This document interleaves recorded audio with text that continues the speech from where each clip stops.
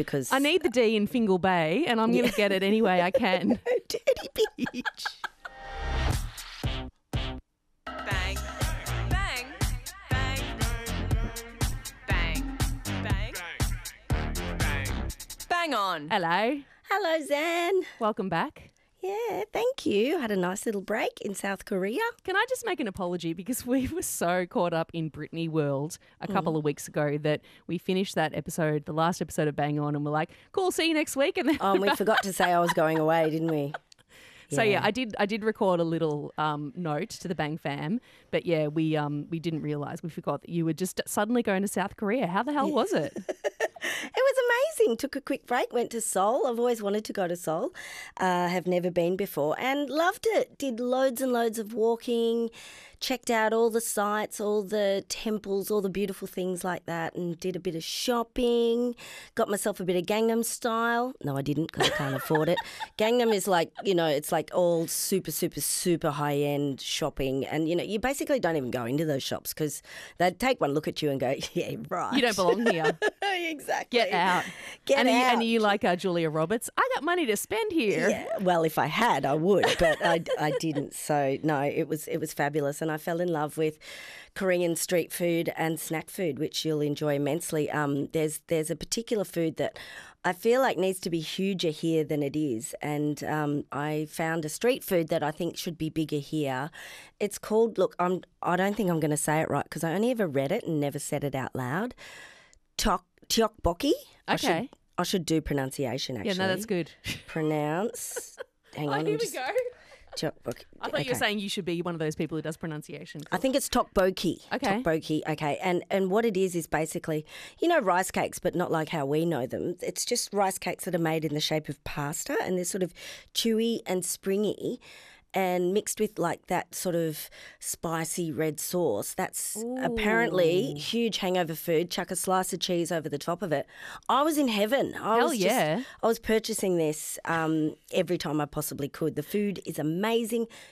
You can't get bad food, it seems. So I ate a lot, walked a lot, and just put my head somewhere else, which was really, really lovely. How good. I enjoyed seeing all of your little snaps and lots of amazing looking architecture as well in Seoul. Yeah, there's some really interesting contemporary architecture. So lots to look. My fella's an architect, so of course we had to wander around. And how many tours did you do? Tell me honestly. All these buildings. No tours. No, we just did He was doing the tours. He was doing the tours and of course I've done my knee. I've still got ACL injury, and so here I am hobbling around in the streets of Korea going, this is probably not the best holiday to have when because my knee's still bad 5 months in. So, but I got there. I hobbled around slowly. Age is pain, isn't it? I'm just feeling like the chronic pains that come up are just not going away. This is our future, Myf. I know. Look, everything hurts. I'm ready for it if it just means that the only holidays you can have are tropical island holidays where you have to lie down. Someone's about to enter their Nusa Dua era, yeah, I feel. I think I'm ready. And the knee injury just confirmed it because I was doing 20,000 steps a day and I literally haven't done any exercise for 6 months because of my knee. So it was a lot. But motorised scooter is in your future. Absolutely. Bring it on. Bring it on with a big flag on the back and a very loud horn so I can beep everybody. Amazing. Well, I also went away. I didn't go to Seoul. I went to Shoal Bay. Shoal and Seoul. You were in what Seoul. What made you I was go in to Shoal Bay? Well, I had a wedding from a friend, a wedding party for a friend on a Saturday in Newcastle, and thought I'd do the sneaky take the Monday off. I mean, I asked for permission, obviously, but for the long weekend because it was the Cup holiday in Melbourne, and went a bit further north, about an hour further north to Shoal Bay. It's beautiful there. It's so beautiful. So I've sort of been around those areas before when I used to live in Sydney, but I'd never been to Fingal Bay, which was I'm sorry. I'm not even... Okay, moving on. I know where your mind went. I know. Dirty bitch. Crass, absolute dirty bitch. And you know what I did? It was a bit like, of course, the irony of leaving Melbourne, which has just been shit weather for the last few weeks. It did that classic thing where it's like, oh, it's early summer. And then it's like, no, it's still spring. It's going to be cold and rainy and overcast. And then I had this long weekend plan. I'm like, I'm finally going to get some sun. I really need to jump in the ocean. And of course, it was torrential rain in Shoal Bay while it was 28 degrees in Melbourne. But on the very last day, as we were leaving, that was the day where it was 24 degrees. And my little overcast Melbourne heart, got so excited. I went down to the beach and I lay there and I thought, I'll just go for a dip and then I'll put the sunscreen on afterwards. I lay there in the sun for half an hour, for 45 minutes, and I am beetroot, Myf. Oh, no, Zan, because you've got beautiful, soft, not sun-damaged skin. You're very good. This is when people get burned too. It's when you like... It's when you get optimistic. You get optimistic. Yeah, and you just think, I need the D. I need the Vit D desperately. I'm just going to do this because... I need the D in Fingal Bay and I'm going to get it any way I can. Dirty beach. Anyway, it won't settle into a tan, which is the great joke of my life. I just burn and then I peel and then I go completely pale again. But that's okay. I will know better next time. Yeah. But I am actually, before we're getting into Bang On today, I wanted to quickly celebrate something that has just been announced this afternoon, which is hot off the press. Oh, sizzling. As journalists, we have all the breaking news for you. This is actually very exciting news because we both have some news to share. Today, something called the ABC Upfronts, which is where the ABC tells everyone, including media, audiences, what they have planned on TV for the next year. You might have seen all the other networks doing it. The ABC does it as well. And today it was announced that Take 5... Season 3 is coming to ABC TV and iView in 2024. That is awesome. Yay! Congratulations. Thanks, Such babes. good news. I'm Such so good excited. news. And of course, it's season finale next week with Lin-Manuel Miranda. This is the final episode. But yeah, very exciting to share that it's going to be more in 2024. 23? 24? What year is it? 24. Who knows? But that's not the only thing coming to ABC TV and iView, is it? I know. We took a year off, but it looks like Spicks and Specks is coming back for another season as well. So that's yay news. Yay! Hands on buzzers. I know. Goodness me. My brain, though, my middle-aged lady brain is just useless these days. I literally couldn't, it took me... I did a quiz a couple of weeks ago and they were like, what's the biggest band in Korea? The place I'm going to. And I know it's BTS, but all I could think of was the letter B. That was it. Nothing else came. The brain was like, that's enough. That's enough. You know what it is and you can get it and you can see half of it. But my brain has stopped working. I don't know what's going on, but yeah, it could be an interesting year for me. Spicks and tumbleweeds coming your way exactly. in 2024. No, it'll be great. Very exciting. Very exciting. Fun. Congrats. Congrats to you. So 2 weeks has passed since Bang On was last in your feeds and a lot has happened. It would be remiss to not celebrate that Kim Kardashian and her growing empire have sprung a new product. Good use of words there. The nipple bra. The nipple bra. The product no one actually asked for. Kim K has seen a gap in the market for that and created a nipple bra, which is it looks like just like a normal, one of those T-shirt bras that do a bit of padding to usually hide the nipple. This time it has its own nipple and it's a perky one. Yes. It's not a sad old kind of little kind of saggy one like most of us probably have at this point in our lives. Oh, come on. It's yours are great, obviously, and everyone who's listening are great, but, they're not, in general, not as most people aren't as excited as this nipple bra seems to show, unless you're freaking freezing cold. And the headlights perpetually turned on. Absolutely. So she's got a nipple bra. The sales pitch was, no matter how hot it is, you will always look cold. Still not entirely sure why. And it is all about, give me 2 secs, the Earth's temperature is getting hotter and hotter. Sea levels are rising. This is what she said in the advertisement. The ice sheets are shrinking. I'm no scientist, but I believe everyone can use their skill set to do their part. That's why I'm introducing a brand new bra with a built-in nipple. So no matter how hot it is, you'll always look cold. Goodness me. Do you reckon she's just creating products for memes now? She's just leaning fully into it? Yeah, I think How many people are buying this nipple bra? Well, look, on a more serious note, apparently there is a small portion of the audience that are interested in this, and that is women who've had mastectomies. Oh, of course. Yeah, so that actually caters for them, but I feel like this bra is probably mostly targeting women who want to look like they're nipples are erect for whatever reason. I don't know. Is it a thing? Like, is that what the kids are into these days? I feel like I'm a bit out of touch with the nipple banter. I could be, I mean, I've got a very different relationship to my boobs. No, not very different. I'm sure there's a lot of people who have mad cans, as you and I do, who have a different relationship to those who have, are less well endowed.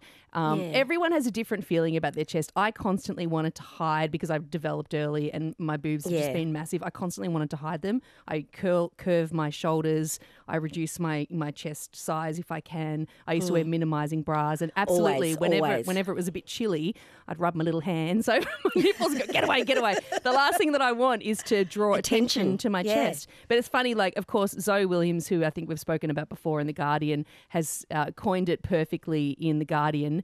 Kim Kardashian's next trick, a bra to make you look turned on by absolutely everything.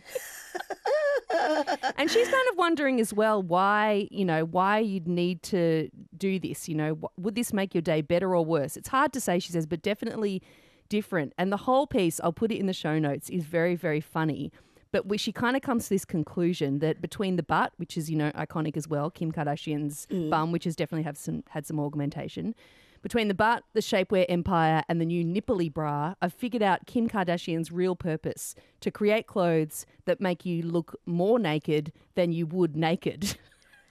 And maybe that's it. Because all the skim stuff is all skin toned. I mean, everything in Kim Kardashian's world is beige. That's this general kind of rich person sort of aesthetic that she goes for.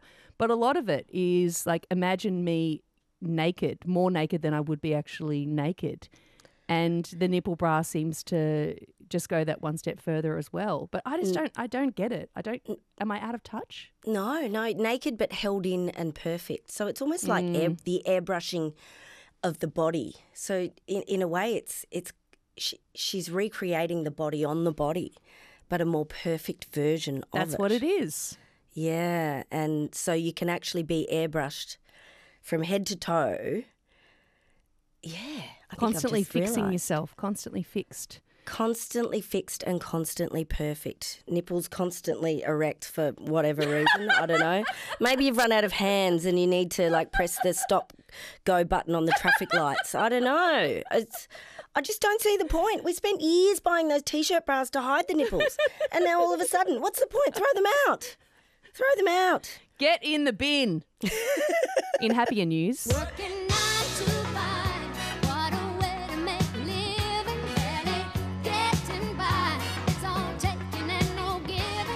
Your friend and mine, Dolly Parton, appeared in a headline in the last few days, which has many people, myself included, saying, Dolly Parton's going to be at the ARIAs? ? She's been announced as one of the presenters. We've got to step up our fashion game if she is indeed going to be there as one of the presenters. This is huge news because, you and I are both going to be there. Yeah.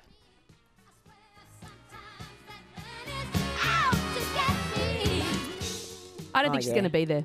You don't think? I think it's going to be video link. Who knows? Who knows what they're going to do? I mean, she's got a new album coming out at the end of next week. So 3 days before or after the ARIAs happens, she's dropping Rockstar, which we're all very excited. Is this the rock and roll album coming out? The rock and roll album. We've already heard a few singles from it. This is her with the eye patch. Yes. In the full leathers. Other images include her in full leopard skin. It's a vibe. I reckon she's just going to be on video link.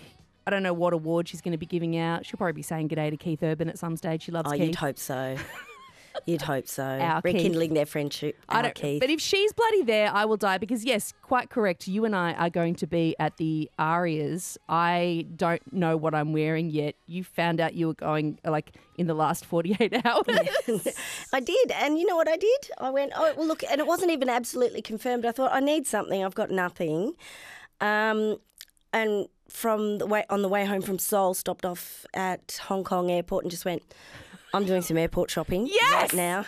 So I went to, I think I found a Zara or something and just went in there and got a dress. Oh my God, I love this. I've gone high-end Zara. You're my icon of airport shopping, the fact that you've shopped for music's night of nights at the airport is just like, that is Queen activity. Absolutely. I don't fuck around, Zan. That's essentially what it is. I ain't got time to fuck around. No. So essentially I just had to go and have a look, and I think it'll be perfect. It feels it's got an ARIA's vibe, and hopefully there aren't 15 other people wearing it because it's got a very accessible price point as well.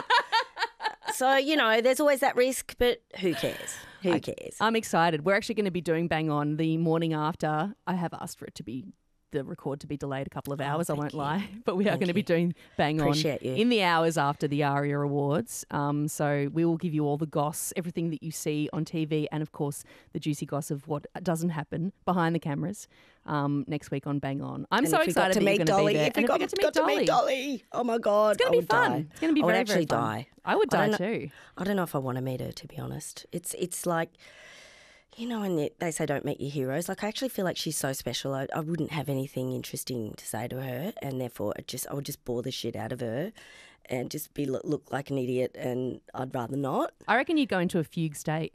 I would, actually. I would. Just be staring. And then your mouth just drops open, a little bit of drool. And her rhinestones and her baubles. Oh, I love her. I love her so much. It's amazing. So that's happening next week. We'll find out. I'm going to say 99% sure she's doing Video Link. I'm very happy to be proved wrong and see her at the Hordern Pavilion, Dolly Parton at the Hordern on Wednesday afternoon. Apparently the ceremony is going to be all done by 8 p.m, which is very exciting as well. Oh, that's good. I mean, it starts at 5, so, you'd hope it'd be done by 3 hours. They always go on for about 74 hours. So I'm sure that there'll also be ample opportunity to celebrate this person, because it seems that even when she's not releasing any new music, although she has been, she wins some sort of award at the ARIAs.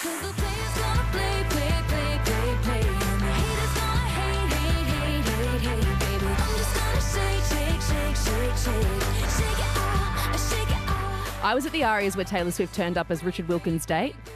What a great sentence. Oh, my God. And they sat next to each other. I was just... They did. Yeah. And I was looking at her going, oh, it's funny. He must be enjoying this, just hanging out. Like, someone's gone, all right, we're going to put you with Australia's greatest music journalist, and you're going to hang out with him all night. And it's Dickie Wilson. And they've gone Wilkins. to Dickie. Look after her, Dickie. Look after her. You're the best man for the job. Look after her. I wonder if he did. I wonder if he was a good chaperone. Yeah, I mean, I met Richard. Great. I met Richard Wilkins when I was on the jury for Eurovision, and he's a lovely fella. I love him. Yeah, I love him. Lovely fella. Anyway, that was then. This is now.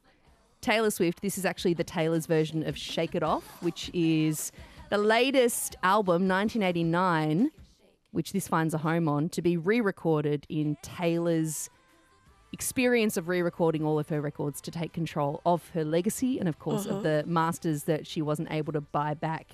And this has brought up a great read that you pointed me towards by the wonderful Eilish Gilligan, who's written a long read for Junkie on remembering that moment in, when was it, 2015, when Ryan Adams did his acoustic cover of 1989. This is such a great read, Myf. Oh, such a great read and so timely. And I think in terms of reassessing a lot of what we were encouraged to think prior to, I guess, to a certain extent, the enlightenment of the last couple of years. And it speaks about the fact that Taylor Swift was not necessarily given any cred for her songwriting and her ability to craft a fantastic pop song, and was also, I guess, derided too for her relationship status, which changed on the, about as regularly as most people, but because she was a woman and she was in the spotlight, it was deemed to be somehow, I don't know, a little bit controversial or something, and she went out with famous people. She was living her life no differently to anybody else in the normal world. And Ryan Adams hadn't had that, the story about how he treated Mandy Moore, his ex-partner at the time, hadn't come out. And there hadn't been any allegations of alleged sexual harassment and abuse on Ryan Adams at this point. He was still considered a bit of an indie darling.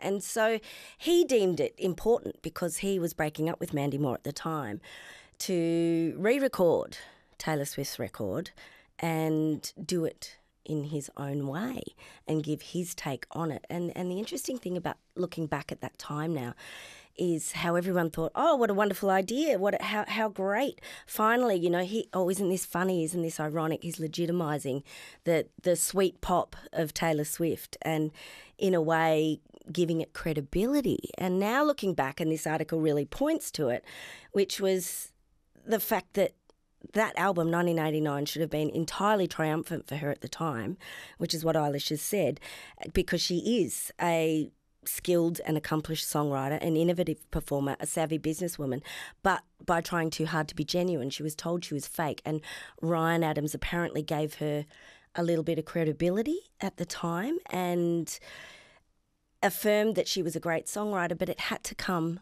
via a man reinterpreting her work. And that was the devastating bit. It's like, this was so true at the time. Do you remember? Yeah, well, Taylor Swift wasn't really taken seriously by certain publications. Eilish points out that Pitchfork had never reviewed any Taylor Swift record before this, and the first album they did was Ryan Adams' cover of it. But in general, and it still was very recent past, that even networks like Triple J just wouldn't play pop music like this like we do now. The attitudes around pop music and authenticity and all of that stuff have really changed. What audiences want and crave has changed, in my opinion, as well. But there was definitely a feeling that Taylor wasn't really taken seriously, and the fact that you could see that the writing was fantastic, but the fact that she'd put this incredible pop sheen and made names like Jack Antonoff huge names in the production world because she chose him to work with him on this, and that pretty much catapulted his career. This was something that was almost undermined and belittled because you can't make great songs if they sound like they're bubblegum pop. And this was really a change for her in terms of going into that realm, coming out of, again, what people would think of as authenticity, of country music, of singer-songwriter. She goes this way and people are like, oh, this is trashy, this is thin. I think I even had some of those feelings at the time too. Less than 10 years later and the situation is very different. She's, been completely celebrated, rightly so, as one of the greatest songwriters of our time, and of course making history with making the most successful concert film in history as well with her Eras tour. But I think one of the other things that really stuck out to me in this piece was when Eilish talks about an interview that Ryan Adams gives where he talks about listening to it and then he does a bit of what he calls side writing on the album. Oh, yes. And it's almost like, so she's presented what was then and now considered a great work of art, one of the greatest albums of our time, and he decides, I think I can make it a bit better. Which is so the cornerstone of male artists and trying to better a female artist and ripping off their work and saying, I'm just going to add this little flourish and that's what makes it genius. It's like, well, no, you took something that was genius at the core, you changed the pronouns. Yeah. And you made it a bit sad and boring and you took all the fun out of it. Like, that's not fucking genius. As Eilish Gilligan says, he fucked it. That's yeah. I like it. it. Don't mince words, Eilish. Don't ever mince words. And I love that. It's kind of true, and it makes me really sad that it took something like that from an artist like Ryan to legitimise an artist like Taylor Swift. It's just, it's so depressing, really, isn't it? And again, it goes down to, or it comes down to that whole concept of validating teen girls' tastes. Like the Beatles wouldn't exist if it weren't for teenage girls. Mm-hmm. Taylor Swift wouldn't exist if it weren't for teenage girls. But somehow it has to be condoned by a man in the music business before it can become credible. And that was the bit that I just thought, oh God, it's so true. It's so sad. I think we've moved on from that, and I hope we have, because I think we're becoming very, very much more aware of these institutions that are telling us what's good and making up our own decisions. But there's still an element of it, I'm sure, out there. And you see the legacies, two of them side by side, and who is thriving and who is not so much thriving. How do we remember this? But I loved being reminded of this because I'd totally forgotten about this cover version and, of course, the sort of feeling around it and the feelings that I had around it. And, again, very recent past that this all happened. So I was very glad to be reminded of this. Such a good read. Now, one of the other things that happened in the last couple of weeks was pretty shocking, and I think that in the realm of an epidemic that is violence against women. This is one of more than 50 women who have died in the last year. And I don't want to spend too much time talking about this, but wanted to shout out a great piece that you sent along to me, Myf, by Nina Fennell, who wrote an editorial in news.com.au. I'm talking, of course, about the violent death of Lillie James, who was a teacher at Sydney's St Andrew's Cathedral School, allegedly at the hand of Paul Thiessen, who was also a teacher at the school. They were in a relationship for a short time. I think everyone knows this story. His body was found afterwards. Seemingly he's taken his life. And so it's obviously an open case, but the response from John Collier, who was the former principal of the school in the days following, really shocked a lot of people and again spoke to the sort of excuse-making and quote-unquote contextualising around good men who do something in the heat of the moment. And really, the editorial that Nina writes is, I think it captures the anger of a lot of men, that there's so many times where these things happen and people rush to talk about how they weren't, the person who's allegedly perpetrated it wasn't such a bad person.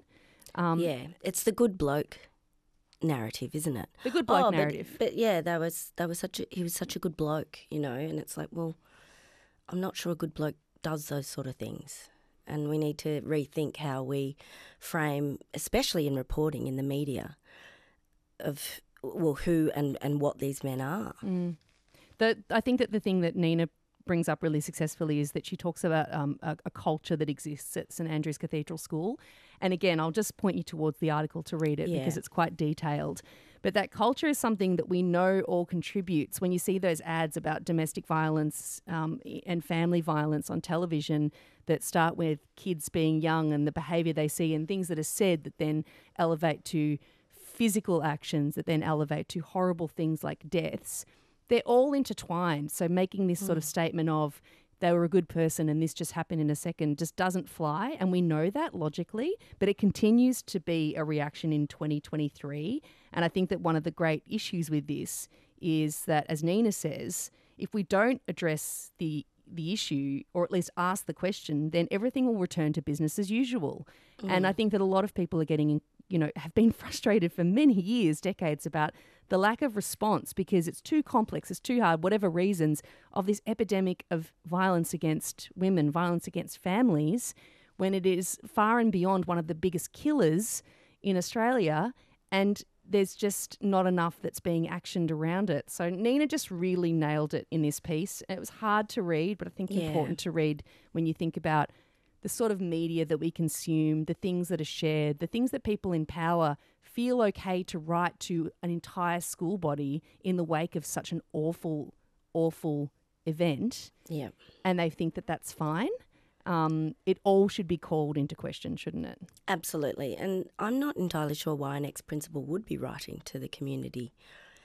That's the bit that struck me as very, very odd, very odd in this whole scenario. They've obviously called on him to write something, and I just think times have moved on, and if views such as those are still held, we don't amplify those views anymore. Yeah, absolutely. And the school should know that. Yeah. The article's in the show notes. If you want to read it, I encourage you to read it if you're up for it. If this conversation that we're having right now has been difficult for you, for whatever reason, there are people that can help. 1-800-RESPECT is a number you can call if you are in a situation that you need help with domestic and family violence. And we'll put that in the show notes as well. Yep. Myf, I have some good news for you and a song that you definitely want to hear.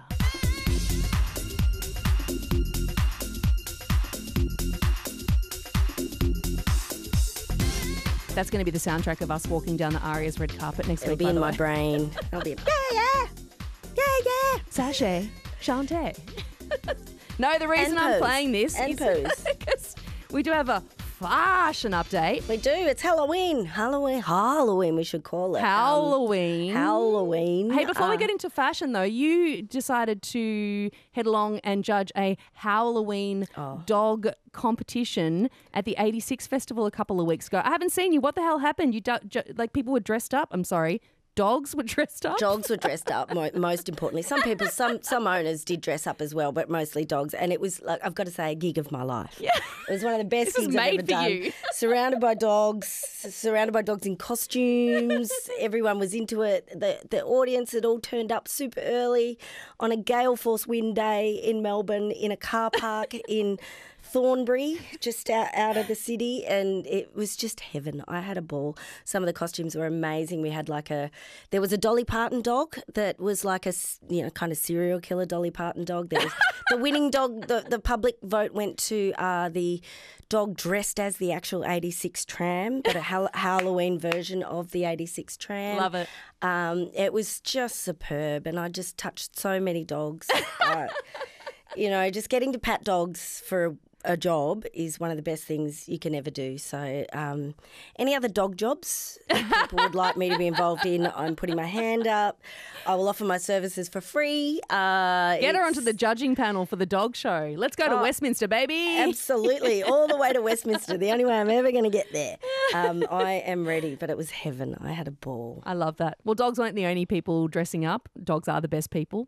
But actual people were dressing up. And Halloween, I've got to say, there's a lot of hot outfits. I don't like hot Halloween. I think that it's boring. I do want to shout out, though, two people that did look very hot, G Flip and Chriselle Staus, who went as Troye Sivan in drag, and Ross Lynch from Troy's One of Your Girls video clips. That was amazing. God, that's really kind of it was layered. Hot. It was hot. It was layered. Yeah. There was a lot of prosthetics going on. Troy, interestingly, went as a Collingwood footballer, which I don't know whether Troy knew that G was going to go as him, but G's a massive Collingwood fan. So it's just like a little kind of, this one for you, one for me. Knew. I love that. They knew. Of course they knew. Hot footballer. Loved it. That's right. Paris Hilton, of course, as Britney. Yes, in the Toxic video clip. In the Toxic video clip, because, of course, it is Britney's year. Yep. She made acknowledgement of that. I loved that effort. And my personal fave was the sister of Kim Kardashian, yes. of course. Courtney dressing up as Kim and Kanye at the 2013 Met Gala, I think. When she was dressed in the carpets, way back when, the drapes. When she came as it was like that full flower outfit. And she in was bloom. In bloom. She was very pregnant at the time. And at the time, I think that was the first one she'd been invited to, and Anna Wintour didn't want her there, if I remember correctly. And she wore that, and of course Anna Wintour didn't like it. But yes, I think a fabulous outfit, and her sister looked great in it too. But what an easy one. You can just go over to her place and borrow it. Although, from what I can gather, they're not communicating, so she probably had to whack it up on the Genome. I'm hoping anyway. It's all about Heidi Klum, though, isn't it, for It is. Halloween? She often has a big party. And, of course, last year, I can't believe this was last year. It feels like it was about 5 years ago. Who could forget she came as a slimy worm. And she slithered on the carpet. This year she came as a peacock, and her husband, Tom Cowlitz, so I think last year was the fisherman with the hook, came as a stubby little egg. And once again, Heidi has come through on the red carpet outside her party. And then we were thinking, what could my husband be? And we have this chandelier at home above our dining room table. And the chandelier has all these Easter eggs on. And I was looking at these eggs and I was like, you should just be an egg. It should just be an egg. He's the shortest little stubby egg I've ever seen. She's really at the bottom of the list, though. Like last year, worm, this year, peacock and an egg, and just getting inspired by her chandelier. I don't know what's going on. Like it's good, but like I know she kills it every year, and it's very important to her. I like the worm because it was very funny and ugly, and it was ugly, but like. I don't know, dressing up as a peacock so you can't even tell it's Heidi, or you can't even tell it's her partner. Not that anyone knows who he is anyway. Doesn't matter. Sorry to be rude. I just know I had to ask in the office. I was like, who is he? Yeah, sorry to be rude. Like, I think he was in some European band in the 2000s or something called Tokyo Hotel or something. I don't know. Good on him. But like, when you can't tell who they are, is it really a costume? I don't know. Like, not...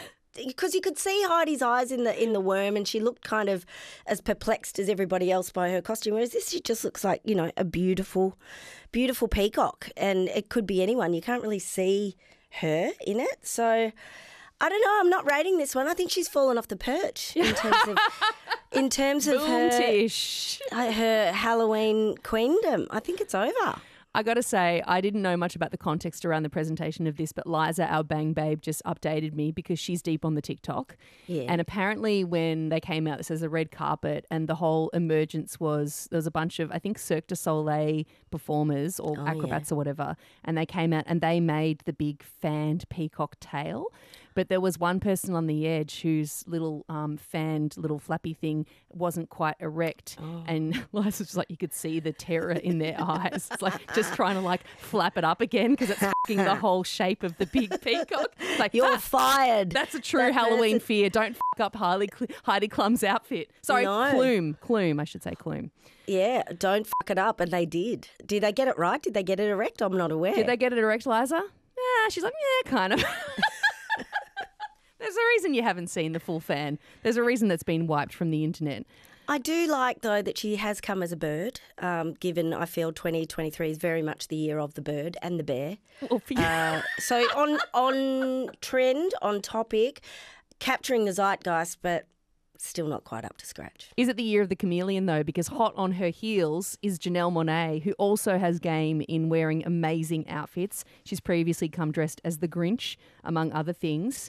I saw this without any context and I was like, oh, that's right, it's Halloween. Janelle Monáe in a full chameleon suit crawling through a tree. And Again, like, send your body double. That's not her. She's not even in there. Why would she bother? She's like it doesn't matter. Like, hey, what's the point of this? I'm not here for it. It's like they're great costumes if you're in a musical theatre production where you have to be an animal and look like an animal. But, like, this is Halloween. We want to know who you are. Like, she could have just sent her sister out. Who cares? This is phoning it in my book. It's good, but it's phoning it in. Send a body double reminds me of last time I saw Sia perform live in Australia, which is quite a few years ago now. And it was that show where she was kind of at the back of the stage. It was very minimal. And she was doing the wigs and you couldn't see her. And the wig all of and the that. big bow. And her voice is so perfect that people were kind of like, is it backing tape? Is there just a body double on stage singing into backing tape? Is Sia actually here with us? Why not, though, if you're busy? You've got stuff on. It's like, if you can get away with it, why not? Why not? Why not indeed? A perfect mention of birds, though, because before we get into our bang on for today, I just wanted to shout out a couple of great emails to the bang box. Yeah. Nadia messaged, hey, Myf and Zan, as Australia's leading source of bird news, I thought you might like to know about the peregrine falcon family who have set up on a new Sunshine Coast City Hall building. The building was inspired by the Glasshouse Mountains. The smell of the rotting carcasses of their catchers are permeating through the building. We asked for it, I guess, with our building design. Attached is a photo of their offspring from this year. We've called her Persephone, means bringer of death. And the photo of Persephone that Nadia has sent, she is looking straight down the barrel of the camera and she is saying, I am going to fuck you up. Absolutely. These birds, they're predators. They are... They kill for a living. This is what they do in order to survive. And they just, the looks that they give, and they've got to protect their babies and they've got to eat. So they can look quite severe. They're majestic and extraordinary, but they will fuck you up if they get the chance. So, it's the circle of life with these peregrine falcons. You're really getting to experience it. The cuteness of the watching them grow. And there's a couple of the Crowley falcons are beautiful in Perth. I'm watching them grow as we speak. They're still sort of white and fluffy, but they're starting. The eyes are starting. I'm going to kill you eyes. It's beginning. There's no webcam for this Sunshine Coast bunch of peregrine falcons yet, but if you are in the Sunshine Coast and you want to smell rotting carcasses, then head along to the City Hall building. That's where you can get that beautiful scent through your nose, through your schnoz. And that's what you get if you mirror a building on a natural... like a natural thing. Yeah. So you asked for this. Yeah, you get what you deserve. Yeah. I think. One other email as well from Jess. Greetings, Zan and Myf. I am a bit late in listening to last week's episode, but as an OG member of the Bang Fam, my ears pricked up when I heard Zan mention she was taking a pottery class. A few years ago, I experienced a bit of an identity crisis, triggered by a change in careers, COVID, and just the general state of the world. I found myself a bit lost. The answer, I thought, at the time, was pottery. It was not. Oh. I just want to put it on the record for those like me who might find themselves misguided by whimsical #pottery talk videos and nostalgic rom-coms that pottery is hard. Ambitiously, I jumped straight into a 6-week beginner class without even giving myself a taste of what I was in for. In short, I really committed. But in a series of events that seemed to leave my teacher increasingly confused and my classmates amused, week after week, I became progressively worse at pottery. It got so bad that by the end of the course, rather than taking any of my own works home, none of my creations made it to the fire. Aw. My teacher presented me with something he had made himself, a cup that has since been dubbed my sympathy mug.